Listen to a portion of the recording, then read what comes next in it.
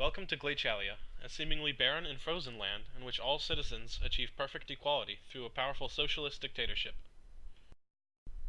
The geographics of Glachalia are generally based on the continent of Antarctica. It is mostly located in the western, eastern, and southern quadrants of the continent, though most citizens live in the eastern quadrant. Two ice shelves are present which are used as major points for trade and naval activities. A mountain range separates districts A and B, causing a separation of the elites and normal citizens. Besides the mountain range, everything is flat ice and very barren. The terrain is very harsh and in some areas, extremely deadly. The map of Glachalia is divided into different districts based on social structure and use. District A is the area in which the dictator and the most important of the elites live. Orders to the military and the commoners are given from here. District B is home to the class of normal working people, who all live in identical homes lacking any unnecessary luxuries.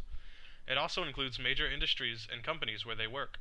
The military area is the main base of military operations, and contains most of Glachalia's bases and airports.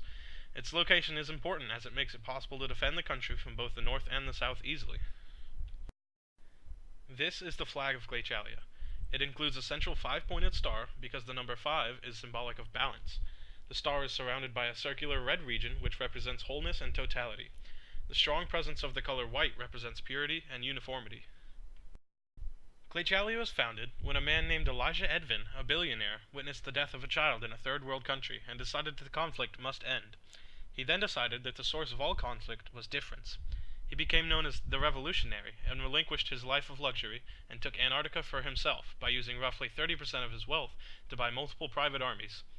He ended the Antarctica Treaty by force and defends his nation devoted to complete sameness and equality to this day with high-tech weaponry and unmatched determination.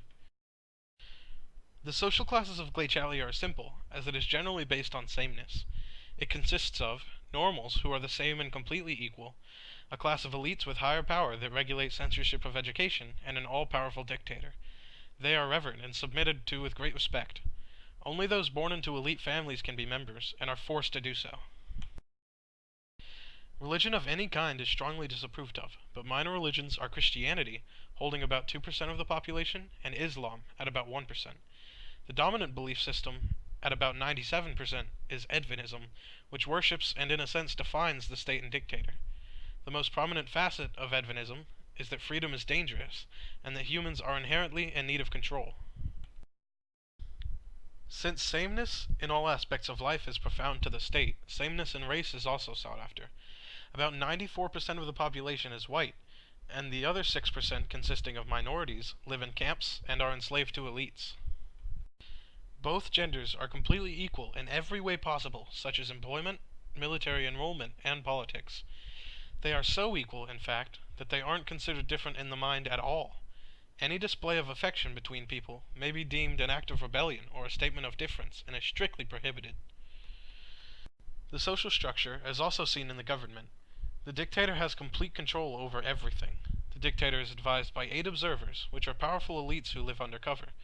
The observers report to the dictator any major happenings and developments and carry out his will where need be. Elites have all power over all of society, but are governed by the dictator. Elites make political decisions, which are sent to the dictator for approval. And the dictator may also make decisions that, unlike the elites, cannot be vetoed. There are no strict laws in Glachalia, merely general ideas that everyone must possess and are enforced by the government. Everyone and everything must remain the same. Any ideas that promote inequality are quickly snuffed out with military precision, along with any citizen that kills or harms others disrupting equality. The military is very powerful and has divisions, a central division and a border division, which control their respective regions of influence. The military has complete immunity to every law besides ones against revolutionary ideals.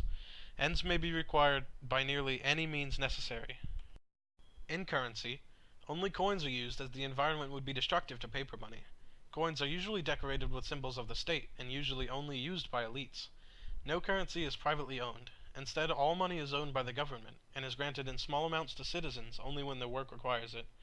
There is not usually a need for money by citizens, because they are provided with the necessities of life, and currency is mostly used for international affairs.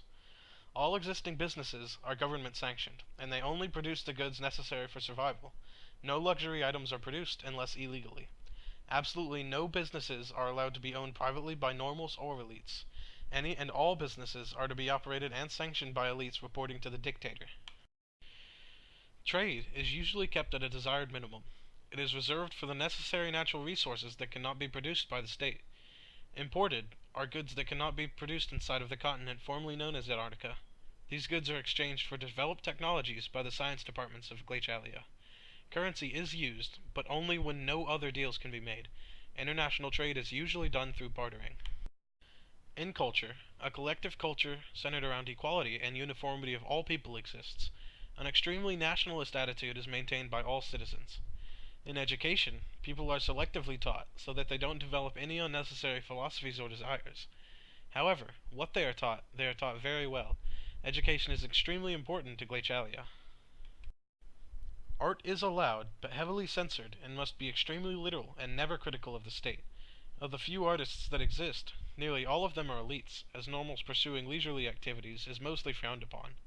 In literature, media such as school books is regulated by the dictator to enforce the people believing what he wants them to. A simple form of English with only needed words is used in Glachalia. Any words containing alternate connotation are prohibited. Symbolism or poetic meaning is also not allowed and is censored and punishable.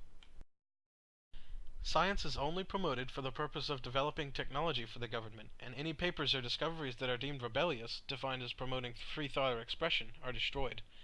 Technological development is extremely important to the state because technology is its primary export, and new weapons are crucial to maintaining sovereignty and control. Math is mostly only taught as the basis for understanding science.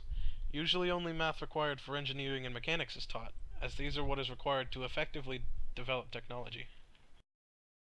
Glachalia also has a national anthem, which is sung by the silky voice of Joey Homiller himself.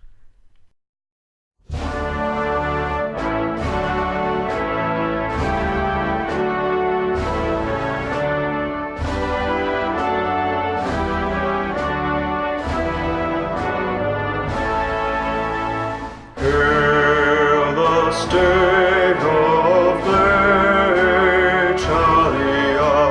may its name forever endure, for equality and virtue we stand for, not fall through.